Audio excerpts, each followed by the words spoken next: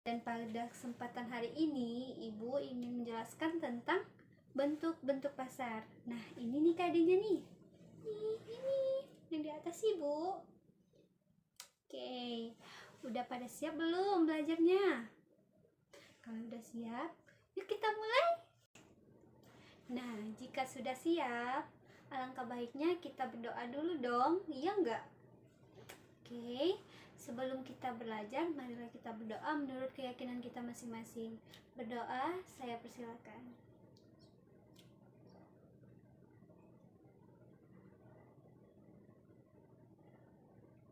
Doa tidak pernah selesai.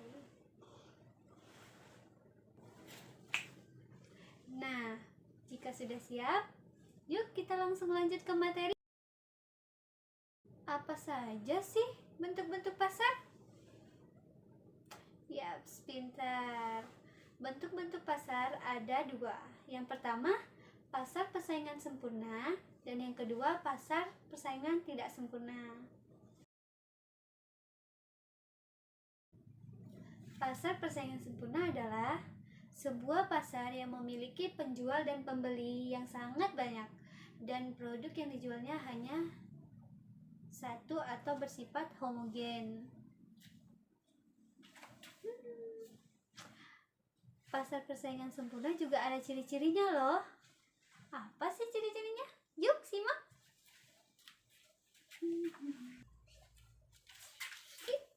Yang pertama, perusahaan ini adalah price taker. Ada yang tahu price taker itu apa? Sip, mantap. Perusahaan ini merupakan price taker, yang artinya jika perusahaan itu ada di suatu pasar, ia tidak bisa mengubah atau menentukan harga pasar. Namun, harga pasar itu terjadi karena interaksi di antara keseluruhan pembeli dan penjual. Yang kedua yaitu perusahaan mudah keluar dan masuk. Itu artinya jika perusahaan nih ada yang merasa rugi dan ingin keluar dari industri tersebut, itu mudah saja dilakukan. Dan sebaliknya, jika ada perusahaan yang mau masuk ke pasar, itu juga mudah. Tidak ada peraturan yang mengikat. Yang ketiga, perusahaan yang menghasilkan produk yang homogen. Seperti yang kita tahu, arti homogen yaitu sejenis. Sejenis dalam arti kita di dalam pasar persaingan sempurna, kita tidak mudah untuk mengenali produk dari perusahaan A dan produk dari perusahaan B. Karena sifat homogennya itu, kita susah untuk melihat perbedaannya. Yang keempat yaitu penjual dan pembeli memiliki pengetahuan yang sangat tinggi tentang harga pasar. Yaitu artinya di dalam pasar itu kan banyak pembeli. Dan bayangin jika sebanyak itu pembeli mengetahui harga pasar atau perubahan yang telah terjadi, maka dampaknya susah untuk produsen menaikkan atau meninggikan harga. Dan yang terakhir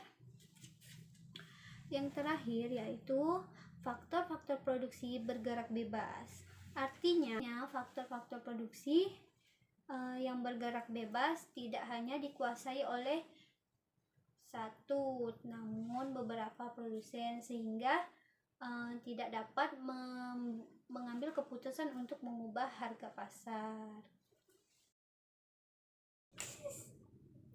Ayo, di mana nih kita? Yaps, ini loh contoh dari pasar persaingan sempurna. Ini kita lagi di pasar sayur-sayuran. Lihat deh, banyak kan sayur-sayuran yang sejenis. Tahu nggak ini dari yang mana? Dari daerah mana? Dari perusahaan mana? Saking samanya, kita tidak bisa ngebedain. Ada juga nih, ini namanya pasar beras. Ada yang pernah ke pasar nggak kalian? Kalau ada yang pernah ke pasar, coba lihat, pasti banyak jenis-jenis beras dari berbagai, apa sih namanya, lihat deh, ada beras yang ini, ada beras itu, padahal bentuknya sama loh. Itulah contoh dari pasar persaingan sempurna yang bersifat sejenis.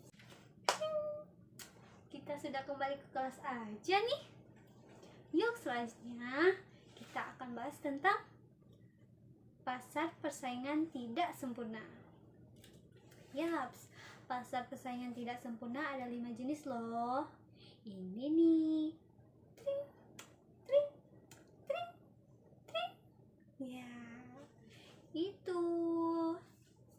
Yuk kita bahas satu-satu. Yang pertama, pasar monopoli. Ups. Yang pertama, pasar monopoli. Ada yang tahu pasar monopoli itu apa? Ya, yang seperti kita ketahui, monopoli yaitu dikuasai hanya satu orang. Begitu juga pasar monopoli. Pasar monopoli ini yaitu pasar yang dikuasai hanya satu penjual dan memiliki pembeli yang sangat banyak. Bu, contoh pasar monopoli apa sih, Bu? Ya, Ibu sebutin kok. Yang pertama yaitu Telkom, PLN, PT Kereta Api Indonesia, Pertamina, dan PDAM. Yaitu contoh dari pasar monopoli. Yang kedua yaitu pasar oligopoli. Ada yang tahu? Ya udah, Ibu jelasin deh.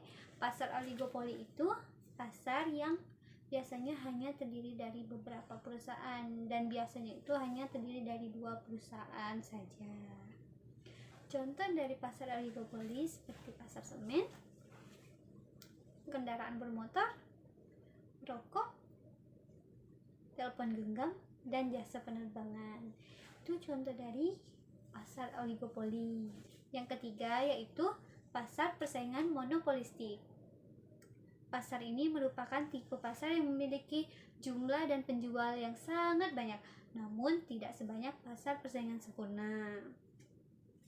Barang yang diperjualbelikannya pun hampir sejenis, namun ada yang membedakannya yaitu merek. Dari perusahaan ini juga memiliki keterbatasan untuk pendiriannya, namun tidak sesulit seperti pasar monopoli. Contoh dari pasar persaingan monopolistik. Coba deh, ada yang pernah ke supermarket nggak ya? Atau ke minimarket gitu?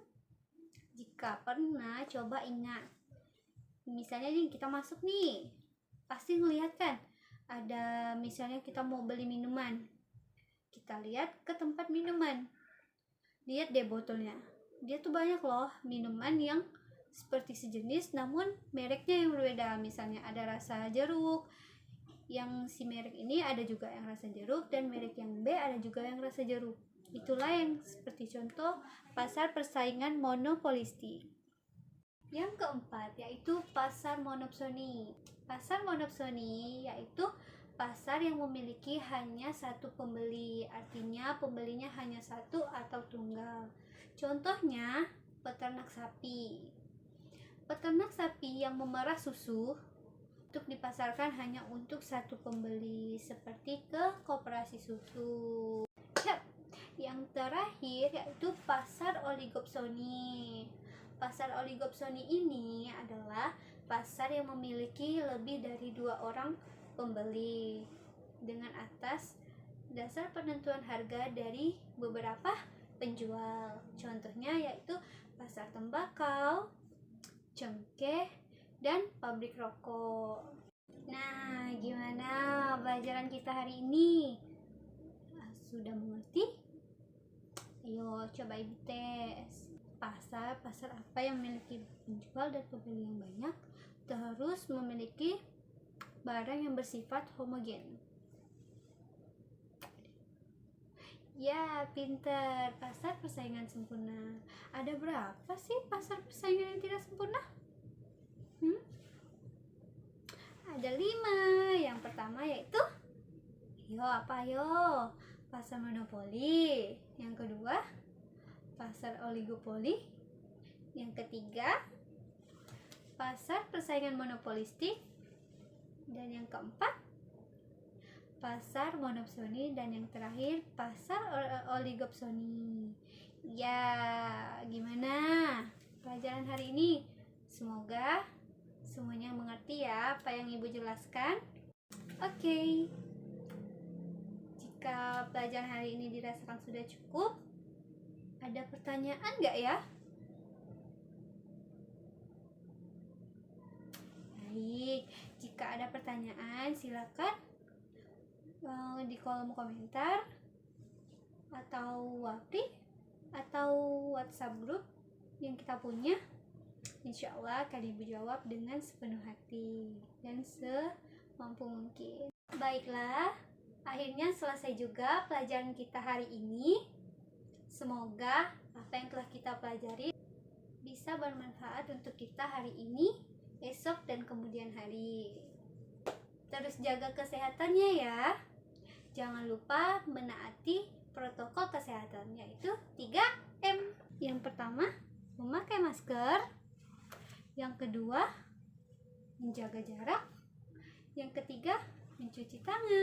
Oke, sekarang Ibu mau ke pasar dulu, mau belanja, mau beli sayur, beli beras, dan yang lain-lain. Mau ganti baju dulu ya. Cheese. Nah, Ibu udah ganti baju loh. Ke pasar dulu. Sibuknya udah dibenerin supaya nggak kena air ikan. Selanjutnya apa? Ini, jangan lupa memakai masker.